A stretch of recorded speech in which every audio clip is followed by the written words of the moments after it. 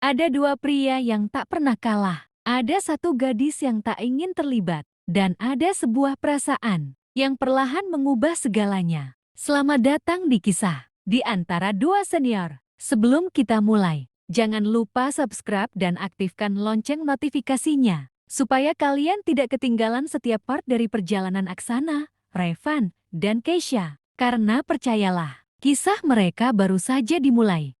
Bab 39 Jalan pulang yang berbeda. Malam mulai menyelimuti kampus. Jam di dinding sekretariat menunjukkan pukul 9 kurang seperempat. Beberapa panitia masih sibuk membereskan berkas sponsor yang berserakan di atas meja. Keisha menutup laptopnya sambil meregangkan bahu. Alhamdulillah, akhirnya selesai juga. Rani langsung menghela nafas panjang. Besok lanjut lagi. Keisha mengangguk pelan. Tinggal beberapa perusahaan lagi. Saat itulah, Aksana masuk kembali ke ruangan setelah mengantar dosen pembina. Ia melihat sebagian panitia masih bertahan. Kalian belum pulang? Rani tersenyum. Baru mau, Kak. Aksana mengangguk. Bagus, lanjut besok saja. Lembur terus juga nggak baik. Keisha menatap Aksana sekilas. Beberapa hari terakhir, senior itu mulai lebih sering mengingatkan panitianya untuk beristirahat. Berbeda dengan awal persiapan seminar.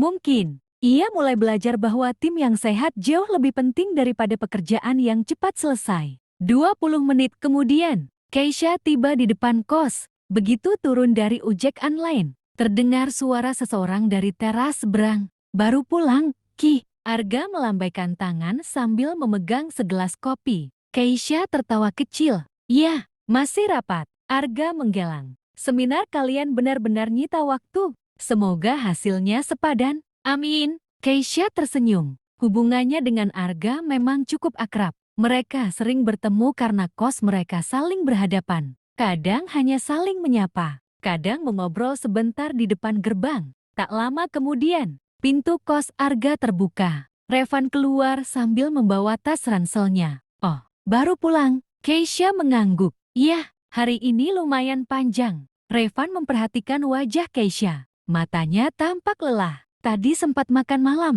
Keisha tersenyum canggung. Belum. Masih harus ngerjain tugas tadi. Arga langsung menyela. Tuh kan, aku juga bilang apa. Panitia seminar itu hobinya lupa makan. Keisha hanya tertawa kecil. Revan menoleh ke arah Arga. Ga, bentar. Arga langsung menyeringai. Oke, aku ngerti. Revan menggelang pelan, lalu masuk kembali ke dalam kos. Keisha menatap Arga. Sepupumu kenapa? Arga tertawa. Gak kenapa-kenapa. Cuma, ya memang susah kalau lihat orang belum makan. Keisha hanya mengangguk pelan. Tak sampai 5 menit, Revan kembali keluar. Di tangannya ada sebuah kotak makan. Ini, Keisha langsung menggelang. Kak, gak usah. Revan tersenyum tipis. Cuma makan malam. Anggap saja aku nggak mau lihat tetangganya Arga tumbang sebelum seminar selesai.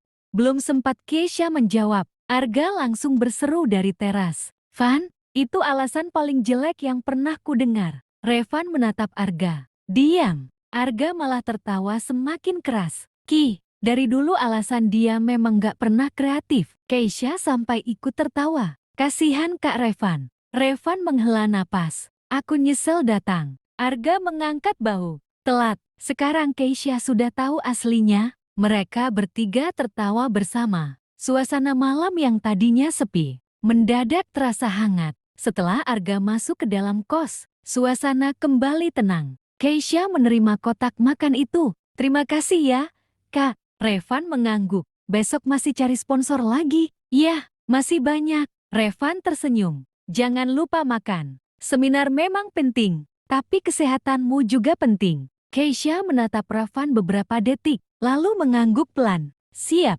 Keesokan paginya, sekretariat kembali ramai. Aksana sedang memeriksa jadwal kunjungan sponsor. Keisha datang sambil membawa map. Pagi, Kak, pagi. Aksana memperhatikan wajah Keisha. Hari ini kelihatan lebih segar. Keisha tersenyum. Semalam tidur lebih cepat. Bagus, mulai sekarang jangan pulang terlalu malam. Kita masih punya waktu. Keisha mengangguk. Baik, Kak. Saat meletakkan tas, sebuah kotak makan kosong terlihat di dalamnya. Aksana sempat melihatnya. bekal dari rumah? Tanyanya ringan. Keisha sedikit terdiam. Oh, bukan. Semalam. Kalimatnya menggantung. Entah kenapa. Ia merasa canggung menjelaskan. Aksana tidak bertanya lagi. Ia hanya mengangguk pelan. Yang penting, kamu sudah makan. Namun, saat kembali melihat jadwal di tangannya, pikirannya tidak lagi sepenuhnya fokus. Untuk pertama kalinya, ia mulai bertanya dalam hati,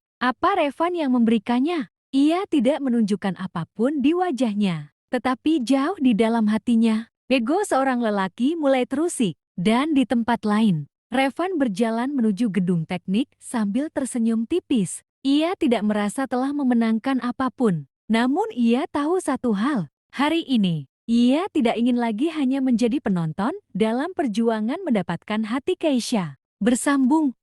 Setiap cerita punya waktunya, dan setiap perasaan akan menemukan tempatnya. Terima kasih sudah mengikuti perjalanan ini. Sampai jumpa di Senandika Senja.